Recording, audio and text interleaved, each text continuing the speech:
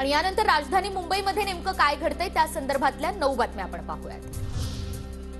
सततच्या दूषित हवामानामुळे मुंबईकरांमध्ये ब्रँकायटिस आणि न्यूमोनियाची लक्षणं, विषारी वायूमुळे श्वसनाचे रोग वाढतायत, मुंबईकरांची चिंता वाढली। शुक्रवारपासून मुंबईमध्ये ढगाळ वातावरणाचा अंदाज, 29 ते 2 जानेवारी दरम्यान ढगाळ वातावरण निर्माण होण्याची शक्यता, हवामान विभागाचा अंदाज। म्हाडाच्या भरती परीक्षेमध्ये यशस्वी झालेल्या आणखी एका उमेदवारानं अपंगत्वाचं बनावट प्रमाणपत्र सादर केल्याचं उघड, विकास ढोले या उमेदवाराविरोधात फसवणुकीचा गुन्हा दाखल। मुंबई विद्यापीठाचा 7 फेब्रुवारीला वार्षिक पदवी प्रदान समारंभ, 1 ते 1.5 लाख पदवीधारकांना पदवी प्रदान करण्यात येणार। दादर आणि ठाणे रेल्वे स्थानकात विना तिकीट प्रवाशांवर कारवाई, 1309 प्रवाशांकडून 4 लाखांचा दंड वसूल।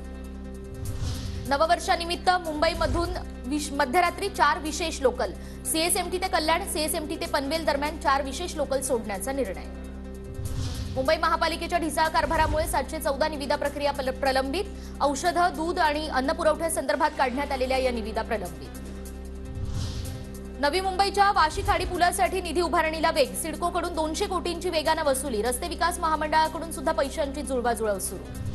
विरारमध्ये गुंडांच्या 2 गटामध्ये तुंबळ हाणामारी, मनवेलपाडा या ठिकाणी मोहक सिटी परिसरातील ही घटना, हाणामारीचा व्हिडिओ सोशल मीडियावर व्हायरल।